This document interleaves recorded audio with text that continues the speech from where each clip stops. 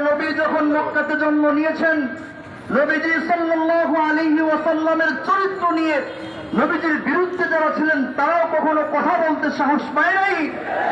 কিন্তু আফসোসের বিষয় হলো এখন বর্তমান বিশ্বের বিভিন্ন জায়গায় নবীর চরিত্র নিয়ে কালিমা লেপন করা হয়। আল্লাহর কসম করে বলি, এর যদি শাস্তি না হয়, আমরা মুসলমানরা একত্রিত হয়ে তার শাস্তির জন্য বাংলাদেশ থেকে ইন্ডিয়া পর্যন্ত রোড মার্চ করব ইনশাআল্লাহ।